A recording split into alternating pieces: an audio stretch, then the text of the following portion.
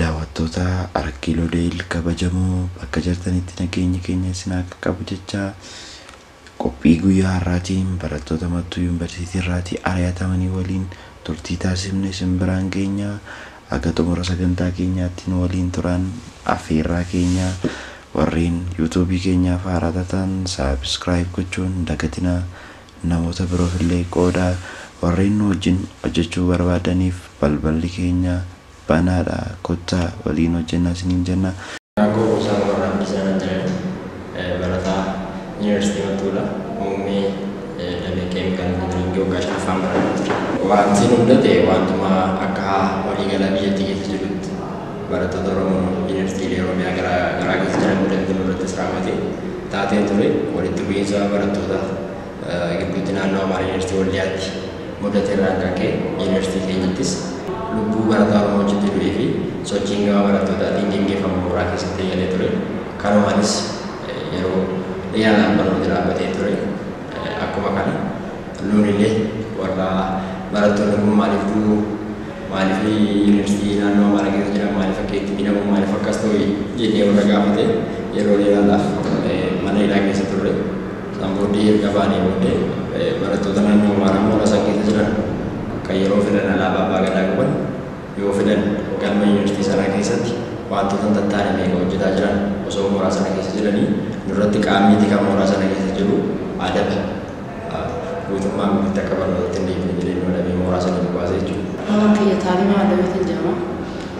Mattuu Yuunivarsiitii waggaa sadaffaatiin baradha. Akkuma barattoonni Oromoo Yuunivarsiitii adda addaa irraa deemanis baay'eetu jira. Yaada yeroo kaasu yaada kuusaa ta'e yaada dhimma barataa Yuunivarsiitii irraa ari'ameeti.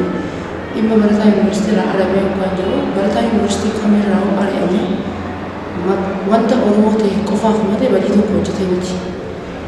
Yeroo kana jiru isumayyuu keessaa wanti Mattuudha Yuunivarsiitii biraarraa adda isa godhu barataan saba biraa achi keessa jiru Oromoo wajjin hin mallamu jedhee mallattoo isaan Yuunivarsiitii gadhiisee bahee deemee ture. Arra garuu barataan sun kadhatamee kadhaadhaan Yuunivarsiitii sanitti deebi'ee barachaa jira. Barataan Oromoo garuu yakka tokko malee badii tokko malee shororkeessaa jedhamuudhaan irra deddeebi'amee hidhaa yeroo tokko lama sadii irra deddeebi'amee hidhamuudhaan mooraa san keessaa ari'amee jira. Mooraa san keessaa ari'amee lafa Oromoo irra jiraachuu dadhabee hamma achi keessa jiraachuu dadhabu tokkotti harki irra caalaan garuu barataan kun barataan ari'amee barataa harka qalleeyyii barataa godina Wallaggaa ta'anidha. Wallaggaa bahaa fi lixaa. Barataa Mallas Kutaa Waayisan jedhama. Barataa Yuunivarsiitii Mattuu ture. Muummeen koos ispoortii saayinsii waggaa sadaffaan baradha. Wanti nuti goone yakki tokkollee hin jiru. Wanti nuti yakkee goone jedhee ani yaadu sababii Oromummaa koo qofaaf waan afaan Oromoo dubbadhee fi waan eenyummaa koo tokko falmadhee fi karaa nani ari'atame jedhee yaadus. Garuu ari'atamuu kana keessa wanta guyyaa tokko disipiliinii tokko irratti nu waamamne guyyaa tokko wanta nuti yaada tokko namni nu gaafatee hin jiru. Ari'atamuu keenya kanaatiif guyyaa tokko namni guyyaa akkas gootan jedhee waamamne hin jiru. Ari'atamuu keenya kana waraqata tokkotti qofa nutti kennanii humna waraanaatiin kan nuti alatti gadi baane. Maqaan koo Eebbaa Addaamuu Uumanaan jedhama. Barataa Mattuu Yuunivarsiitii muummee kompiitar saayinsii waggaa arfaffaa GC jechuudha.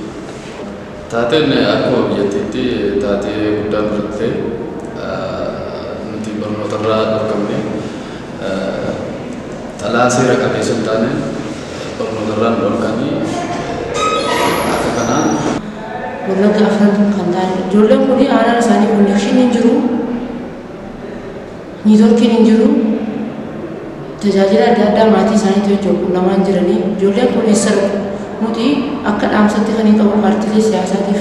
Paartiileen siyaasaa hundi isaanii maqaa Oromootiin qabsaa biyya keessa deemaa jiran isaan yoo dhufan kan isaan bakka bu'ee biyya kanaan deemuu danda'u barataadha waan ta'eef dhimma barataa kanarratti bal'isanii yaaduu qaban. Bal'isanii yaaduu qaban yeroo hin jiru dubbachaatti warri jiru garuu wanti kun hangam takka bu'aa gahee bakka yaadame isaan gahee jira jedhamee paartiileen siyaasaa tokkollee kan jala deemaa jiru hin jiru. Qaamni gibbiidhaa nu baase waraqatichi ministeera federaal jedhama.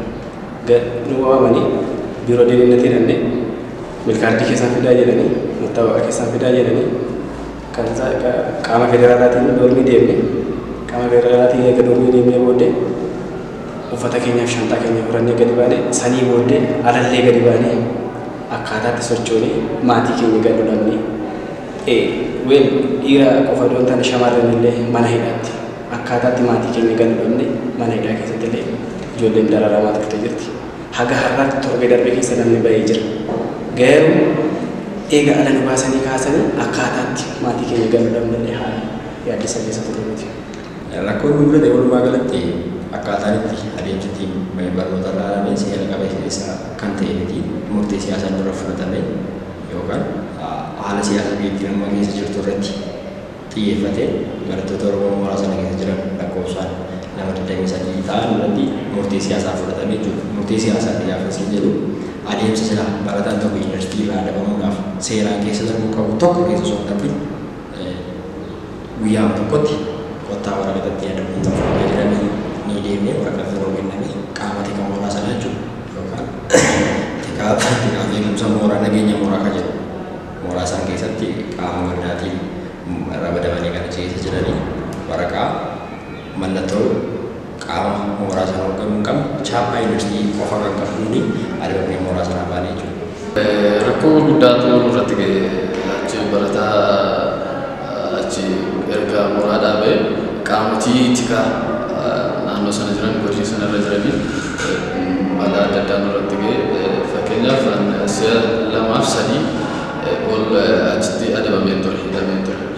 Gaaffii tokko malee maaliif teessa deemi bade biyyuma keemiti bayi biyya kana jedhanii si'a 2-3 gaaffii tokko malee na to'atamee ture. Lakkoofsaan namoonni adabaman barataa 23dha barataan Oromoo. Barataan Oromoo nama 23dha. Achi keessaa namni 7 guutummaa guutuutti warra barnootatti deemnedha. Akkasumas namni 10 warra waggaa 2 dabalanidha. Namni 5 waggaa 1 warra dabalanii baanedha jechuudha. Baay'ee shamarranii nama 2dha. Shamarran nama 2 jechuudha. Rakkoon addaa iddii barnoota irraatii adeemtanii yookiin immoo karaa qaama mootummaas ta'uu danda'a karaa garaagaraa ta'uu danda'a rakkoowwan isin mudate jira. Tokko wanta nani rakkoon mudate jedhee ani yaadu qaama gibbii sana keessa qaama federaalaati. Badii kana balleessitan wanti jiru aga barbaadan si to'atanii yoo barbaadan guyyaa 10 yoo barbaadan guyyaa 15 si to'atanii beelu baay'isin jiru. Qaamni nu deggere tokkoyyuu jiru. Agammaatti tokkoyyuu jiru qaamni nu deggere. Nuti barachuu barbaadna qaamni nu deggere barnoota baradhaa yookiin immoo fakkeenyaaf waldaaleen adda addaa jira baatee waldaaleen kun gargaarsa nuuf godhe akkaataa nuti itti barnootatti deebinuuf illee haala nu mijeesse akka gara barnootaatti nu deggeran gaafachuu barbaada. Haga ammaatti waan tokko namni nu bukkee dhaabbatee namni nu deeggare hin jiru. Garuu iddoo tokko namni yaada kaasuudhaaf yaallee ture ijoolleen keenya haala yaaddessaa keessa turan wal arguu hin dandeenye. Kanaatiif ijoolleen keenya namni nuti deemnee gaafannes tokko baay'ee waan hin jiraanneef ijoolleen keenya haala yaaddessaa keessa turan mana hidhaa turan. Haga isaan mana hidhaatii bahanitti illee wal eegne wal arguudhaaf yaalii cimaa goonee ture.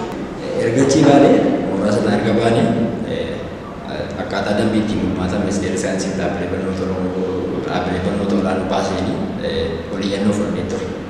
Achirraa akka jedhutti yoo seeneetiin mooraa yuunivarsiitii sana sirnirratti murteessee adabi sirnirratti kennee mooraa sana sin baase barataan mirga waliyyannoo fudhachuu qabadha. Waliyyannoo kana immoo pirezidaantii yuunivarsiitichaatti galfatadha. Pirezidaantii yuunivarsiitiitti waliyyannoo keeyyata yookaan seeruma isaan ofii mataa isaanii baafatanii kan ofii baafannee osoo hin taane kan ofii mataa isaanii baafatanii seera qabeessa akka ta'u waliyyannoo fudhannee turre sanuu silaa akka seera dambii sanatti guyyaa 10 gidduutti deebiitti kennuu qaba ture pirezidaantii yuunivarsiitii qoreetti dhaabee waan sana qulqulleeffate deebii nuu kennuurra nuyi warra hoggansa godinaa magaalattii san keessa jiru wajjin wal ta'anii nuyi dhuufi nuyi irra deddeebi'anii sodaachisa adda addaa duraan goorratti waan xiyyeeffatanii fi yoo xiqqaate ji'a tokkoof haga magaalattii sana keessa ture irratti barattoonni si'a sadii mana hidhaatti deebi'an seeraa mana hidhaatti deebi'an ni jiru jechuudha. Akka walii jennuu fudhannee machi turreetti. Yaadni furmaataa kanamiin ta'a jedhee ani yaadu yaadni furmaataa beektonni Oromoo baay'eetu jira. Gargaarsuun tokko osoo nuuf godhanii baay'ee waan yaadu miidhamnee jira. Nu bukkee oduu dhaabbatanii ammuma tokko kaayyoo tokko karaa tokko daandii tokko oduu nutti barsiisanii xiqqoo ishii sammuun keenya hojii tokkotti gorree barnoota tokko waan tokko arganne akkas gaariidha ta'anitti fakkaatan. Yaadni furmaataan ta'a jedhee yaadu ammas taana biyyattii tan keessatti nagaa fi tasgabbii uumuu qaamni barbaadu jiraate mootummaas ta'e qaamni yookaan jaarmiyaaleen siyaasaa biyyattii kana keessa socho'an adeemsa seeraa yookaan biyyattiin tun heera mataa ishee qabdi heera mataa isheetiin bulti san iddoo tokko qaanii murtee siyaasaa lammiilee biyyattii kanaa irratti barataa barnoota irraa ari'u hojjetaa qabanii sa'a barbaadanitti hidhuu dararuu kun dhaabbatee mariidhaan gattaamee hawaasaa malee furmaan ni jiraata jedhee yaada. Ani dhaamsi nan qabu namni baratee biyya jaalaa, namni baratee of ijaaraa, namni baratee saba bal'aa of ijaara. Paartiileen siyaasaa ala maqaa Oromootiin socho'an waan barataniif biyya isaaniitiif falmachaa jiran. Nutis yoo baranne boru biyya keenyaaf falmannaa, boru biyya keenya isaan bakka buunee biyya kanaaf yaaduu dandeenya. Yoo hin baratin garuu waan tokko godhuu hin dandeenyu. Paartiilee siyaasaatiif dhaamsi nan qabu akka saba Oromootti, akka lammii tokkotti, akka qoma sabaa tokkotti carraa nuti karaa itti barumsatti deemnu osoo nuuf haala nu mijeessanii.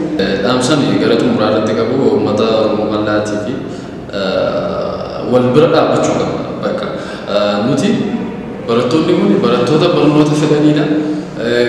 Baay'ee isaanii barattoota eebbifamtoota GC jechaadha.